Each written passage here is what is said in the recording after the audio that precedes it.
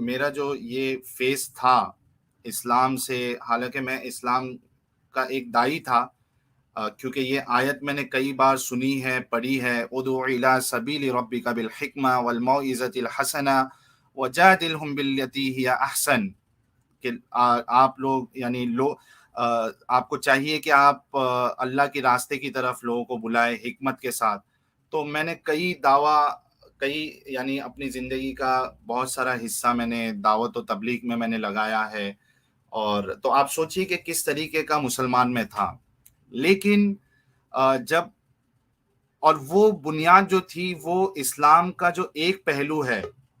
وہ صرف ہمیں بتایا جاتا ہے، ہمیں بس اس کی نالج ہوتی ہے، اس کی بنیاد پہ ہم مسلم رہتے ہیں، اور اتنی شدت سے ہم اسلام کو پسند کرتے ہیں یا محمد صاحب کو پسند کرتے ہیں۔ لیکن جب آپ کے سامنے سکے کا دوسرا پہلو جب آنا شروع ہوتا ہے، تو جو فرسٹ فیز آپ کا یہ ہوگا کہ آپ کو یقین نہیں ہوگا کہ واقعی میں ایسا ہے۔ پھر دوسرا فیز یہ ہوگا کہ آپ کو یہ چیز سمجھ میں نہیں آئی ہے،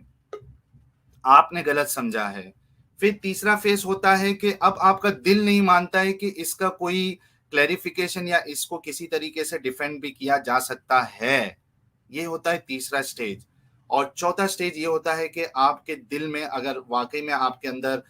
سچائی کو ماننے کا جذبہ ہے اور تحقیق کا جذبہ ہے، تو پھر جو لاسٹ سٹیج ہوتا ہے وہ یہ ہوتا ہے کہ آپ پھر ایک ڈیسیجن لیتے ہو کہ نہیں، واقعی میں یہ ایک ایسی چیز ہے جو خدا کی طرف سے نہیں ہے، اور اس میں ہمارا بس وقت برباد ہو رہا ہے۔ تو اس طریقے سے یہ ٹرانزیشن ہوتا ہے انونیمس جی۔ تو یہ ایک دن کی بات نہیں ہوتی ہے، کوئی ایک ڈاؤٹ نہیں ہوتا ہے جس کی بنیاد پہ آپ سیدھا اسلام کو چھوڑ دیتے ہو، نہیں، یہ پاسبل نہیں ہے۔